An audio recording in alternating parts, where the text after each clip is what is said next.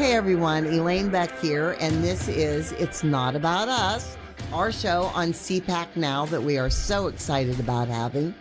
And, you know, we are living in a wonderful time right now. I know a lot of people see all the evil out there. We all do. But there's so much good going on. And this wonderful woman, who is my guest today, Mary Miller, is playing an integral part. Isn't it amazing, Mary, that you came in as a new freshman and you were given the opportunity to make history? It's just been great to work with you, and I appreciate your support. And in light of the interesting times we live in, I do tell my children regularly, the darker it gets, the brighter we can shine. Amen. And so that's what you and I are doing out here. Right. Also wearing our little sparkles and to remind us. So it was not discouraging at all. Yay. I was razzed up. I wasn't tired. I might look tired, but I didn't feel tired. I felt like we were gaining things for the American people. For me, it was not and about getting rules in place that were going to make us function better as a conference, and especially after we were abused by the Senate and handed that $1.7 trillion omnibus, which 19 Senate Republicans voted for, much to the dismay of, I know, my constituents and supporters, very upset over that. Absolutely. But how exciting to, you know, you worked hard. Yes. You won the battle of getting voted in. And I know that takes a lot from you, your family, and stuff. That takes a lot of courage to do that. And then to walk in and make such a move as you did as a freshman. I am just, I'm telling all 20 of you personally how proud I am of each of you. Thank you, that Elaine. you stood for what God would have you do.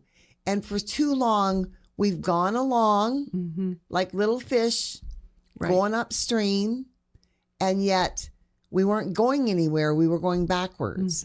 And so now for you to stand together, and I love it too, don't you? That, you know, people are forever saying, well, there's just, what can I say? It's just little me, and what difference can, there's only 20 of us out of all of, how can we make, you proved it. You proved it. You stood together.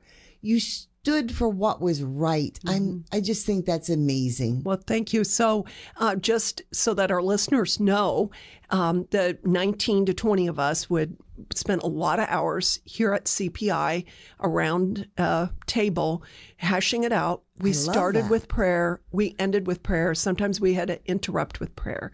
But it was never a hateful dialogue. It wasn't directed toward a human. It was just focused on making us function better.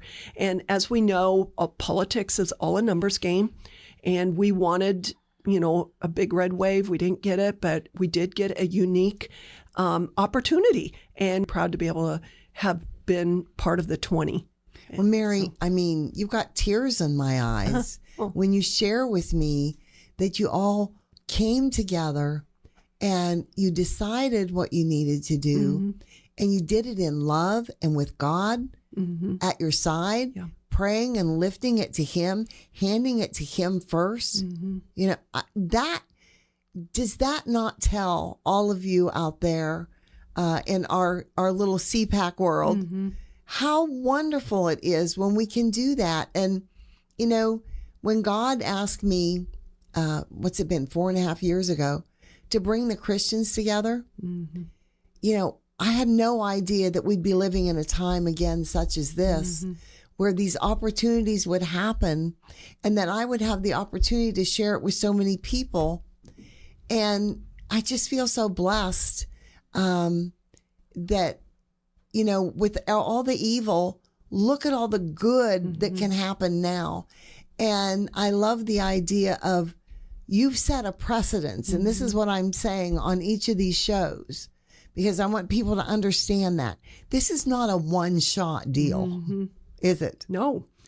This is if we get together and then we stand together and we do it with God first and in his presence, that he does honor it.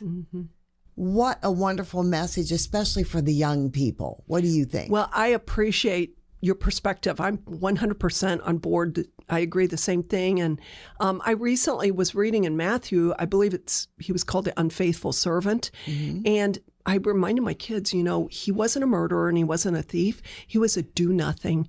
And God didn't come down from heaven, and allow his son to die on the cross, to suffer, die for us to be saved, to do nothing. Right. And he expects us to carry the good news of the gospel so that other people can have restored life like we've had the privilege of experiencing. And then our mission is to overcome evil with good in whatever realm we're in. Right. And I think it needs to start in our own lives first and then work out from that. And here we are in Washington, D.C. And I just want to encourage the listeners, too, that I started my day today at 7 a.m. with other congressmen and women in prayer for our country. Yes. And it was a real time of humility and sharing the word and encouraging each other. And there are quite a few of us out here. And now we are united as a conference to go after Biden's agenda. It is evil. The biggest threat to the world is if our country goes down. We have got to secure the border. I think it's encouraging. The first bills that we went on record with is to deal with the IRS agents, to repeal those, and then to stop the practice of infanticide. Yes. And which every Republican voted to, preserve a baby once it's born alive, and every Democrat voted to let that baby die mercilessly, except one. And I am expecting the Democrat Party to go after him. But we're united to go after Biden's agenda. We've got to secure the border. I'm on the education committee. I have 7 children. We're expecting our 20th grandchild. Number one, I want school choice because parents know what's best for their children until we have competition. I don't think schools are going to be forced to be better. That's right. And to recognize and acknowledge that they are not sitting in an ivory tower untouchable. They are accountable to the taxpayers and to the parents. We're going to have school choice for that. But I want our public schools to be the best possible ever. And we have got to have oversight over the education department, Biden's education department. I'm thrilled that Dr. Fox is going to be chairing that. She will work relentlessly, as has been her habit in the past, in conducting oversight and using her position for good. Mary, one of my favorite things about you, ever since the first time I met you, is that your passion matches my passion. Oh, that's great. We both see it in the light of being the light for Christ first, right? And overcoming the darkness. And we care enough to pay attention to every finite detail. And, just putting the educational system on notice that you're there to educate my children, not to run their lives, not to teach them everything that is my right, to make decisions for my children in every way, not just mentally, but physically. You cannot take those rights from me. That's so exciting. Well, it's common sense, and the American people want their children to be smart. They don't want them indoctrinated into this radical trans agenda, encouraging them to mutilate their bodies. And obviously, sadly, there have always been people that have struggled with like dysphoria, and we want them to get the help that they need. But what do we see now is like the masses of children claiming to have this issue and want to change their gender. Well, they're being coached into this. Right, exactly. And, I think too that there's, they've created this atmosphere of victimhood with the kids. And it's like, well, what's your victimhood? Is it your skin color? Is it, whatever they're coming up with. Well, now they have another one for the kids. It's, I was born in the wrong body. And by the way, at one of the hearings, I did ask the education secretary if they were using tax dollars to transgender minor children, and he wanted to skirt around the answer, but we did finally get a written answer from him, and yes, they are using tax dollars for that. See, that's illegal. Yeah. That's absolutely illegal. And the fact that they're ruining girls' athletic opportunities. Amen. Title IX was implemented to give girls and women opportunities. And this is just outrageous that we're letting men compete against them. They're erasing women. And then to think that they're going to let boys or, in some cases, right. men with all their male parts in our girls' safe spaces. Right. And so, this is easy for me. Right. And number one, because, we're on God's side on this issue. We're on the American people's side. Parents Amen. don't want this. And so I have a business degree, but also education. I spent a little time in public school and then in private education. I actually did homeschool. We called them co-op groups. Right. They started calling them pod groups. But I can tell you one thing from educating children, there's not enough time in the day to get to all the things you want to teach them in light of the core subjects. Right. So there's two problems with this is damaging to our children, this woke agenda. Right. But the other thing is when your plate is full in light of, your schedule is already full of what they need for reading, writing, and arithmetic, and you're going to decide to discuss gay sex with a second grader, you're just taking time out of a core subject. And it's just maddening to me. The other thing that really bothers me about it, and then we'll move on from this subject, but the other thing that bothers me about it is the sheer fact that they're teaching these kids to dislike their country and to dislike their parents and to second question and guess their parents. That is about as evil as it can get. Absolutely. So now that they think they can steal their minds, and then you won't have control and they won't care about their country.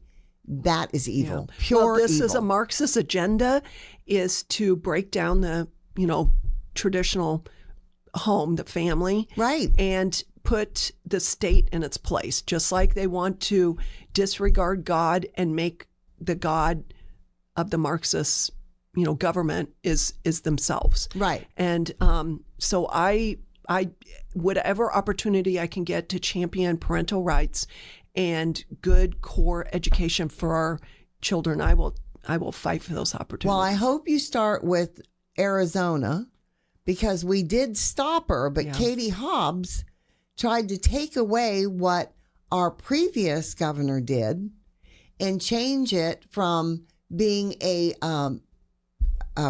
school choice back to the other. And fortunately, our legislature is Republican enough that they said no, or she would have changed it. The very first thing she wanted to do in our state was take all of those rights for parents away from them. And thank you, Jesus, for putting the right people in to stop them, and that's what it's going to take. It's that, again, standing together, and not being afraid to go into the battle and being courageous like all of you were. Well, I feel like President Trump was such a champion for school choice. When he had the opportunity, he was so brave coming out against these powerful teacher unions. And I've said for years, the most racist thing that's happening in our country is forcing these kids in inner city schools that have been failing for decades to force them to stay in that. And then to reverse that, I mean, we should be like calling people out by name, whoever is for this, because this is definitely child abuse. And remember that old commercial? It was mind is a terrible thing to waste, or what was that? It was a college ad back in the 60s or 70s. Right. It was a long time ago. But anyway, it's true. A mind and a life is a terrible thing to waste. Amen. And our children have this one opportunity to be educated, but they're disadvantaged for life when they don't get a good education. That's right. So in Illinois, there's districts where there's demographics of groups of students that have like a less than 10% reading on grade level, Right. but yet the teachers' performance records are at 100%. So That's anyway, amazing. we need an overhaul of the education system. This is true. Practical, common sense stuff. Involve the parents. Number one, listen to the parents. Parents are always the last to know. And I've always said any subject that's not a core subject, Right. they always have it like an opt-out, but it should be an opt-in. That way you're notifying the parents, Right. look, we're going to talk about gay sex to your second grader. Do you want him in, or would you like him to read a book and, wherever? And then let the parents choose. That'll fix that. I that don't agenda. think they should be allowed to teach it at all in school. Yeah. I don't think that's their place. We all survived, Yeah. did we not, without that education? We all had a wonderful country Yeah. that we were taught to respect. We all said the Pledge of Allegiance. We all had a flag in every classroom. We were all taught what a wonderful country we lived in. And did we say we were perfect? No. Did we say that there were things that we could have done differently or bad choices were made by individuals? Absolutely. That will always be the case. None of us are perfect. None of us can go without sinning. But that's why we have to have people in place that can make the changes when those things happen to bring us back right, which is what we're trying to do now. Right. Well, acknowledging when there is a fault or a weakness, and then Right. working and coming up with solutions, having civil discourse to make things better.